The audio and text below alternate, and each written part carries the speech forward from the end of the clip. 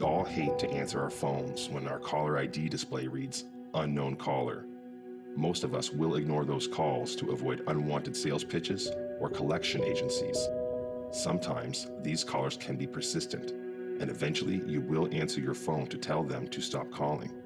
But what would you do if you answered a call from a hidden number and it wasn't a sales rep or a collections agent, and instead, the voice on the other end of the line knew exactly what you were doing and wearing while you were safely behind the locked doors of your home? FOB shooting at Curtis and Whittier today. So don't send your kid to me.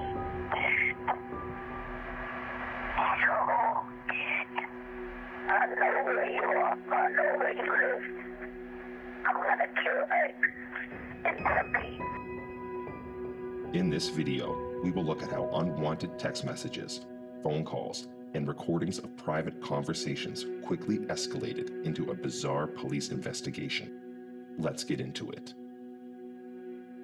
Kuykendall family phone stalker. In 2007, the Kuykendall family went about their daily routine as they had always done, living in Fircrest, a small town outside of Tacoma, Washington. Like most modern parents today, Tim and Heather Kuykendall's 16-year-old daughter Courtney had her own cell phone. The ability to easily contact our children when they are not home allows us to feel safer as parents. And like most teenagers, Courtney Kuykendall would use her phone to text and call her friends. It would be Courtney's friends that would receive the first indication that something wasn't right in the Kuykendall home. Courtney's phone began randomly sending her friends derogatory one-word text messages.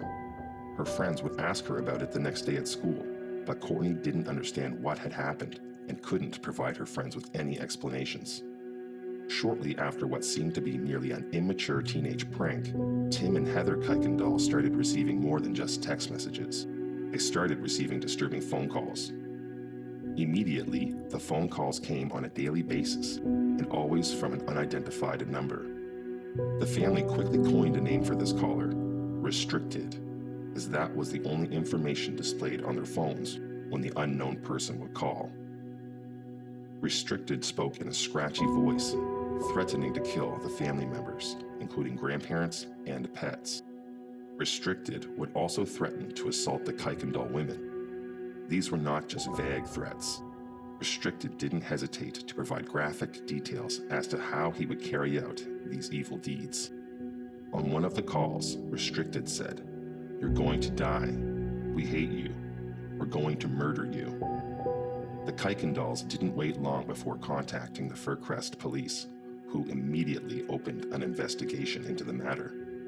In a chilling turn of events, it would be apparent that Restricted was well aware that the police had been contacted. If the family didn't answer the calls, they would be left a voicemail in the same scratchy voice. One of Restricted's voicemails stated, "I can't wait till you die. Oh my gosh, you will all be dead, even the officers," making it clear Restricted knew police had become involved. The Kuykendalls were not the only victims of Restricted's harassment. One of the neighbors, Andrea McKay, was cutting limes in her kitchen when her phone rang. The scratchy voice on the other end of the line told her that it preferred lemons. Whoever was calling not only knew what was happening inside the Kuykendall home, but their neighbors' homes as well. Andrea received the most alarming phone call of all. Restricted claimed that when her kids go to school, there would be a school shooting. Andrea told ABC News that her level of fear went from "this is a pain" to an uncontrolled fear and anxiety level. Neighbor Darcy Price received a similar voice message claiming, "There will be a school shooting at Curtis and Whittier today, so don't send your kids. They will all be dead. So dead. I know where you are. I know where you live. I'm going to kill Ike and Plumpy." Police attempted to trace the calls and were surprised when they discovered the origin of the calls. The calls were coming from the Kuykendalls' family phones. They would turn their phones off, but the phones would turn back on by themselves. Each family member changed their phone number and got a new phone. But the text messages and phone calls continued. The phone calls not only continued, Restricted called the Kuykendalls, telling the family to stop buying new phones and changing wireless carriers. The Kuykendalls' fear turned to paranoia as they started to receive recordings of not the mysterious scratchy voice, but of conversations that had taken place between family members in their own home. Tim Kuykendall told Fox News, "We've had times where I'm having a conversation in my home and I get a voicemail and the conversation's replayed, received a phone call, or even checked my voicemail from a message, and while I push OK to listen to it, I'm hearing a conversation going on in the living room between my daughter and my wife." Restricted also sent a recording of a conversation that Tim and Heather had with the police, followed by a warning to stop speaking to law enforcement. Tim also said that his phone was taking pictures without him doing so, capturing images of what the family was doing and wearing. The only comfort Tim had was from his home security system, and that Restricted could only enter his home through the phones. But even this sense of safety was destroyed when Restricted told Tim that he had the passcode to their security system. As mentioned, the Fircrest police traced the text messages, voicemails, and calls back to the family phones, with most of the traffic originating from the phone belonging to their 16-year-old daughter, Courtney. But the activity associated to Courtney's phone continued after her parents had taken her phone and hid it away. Fircrest police were unable to produce any substantial leads or persons of interest.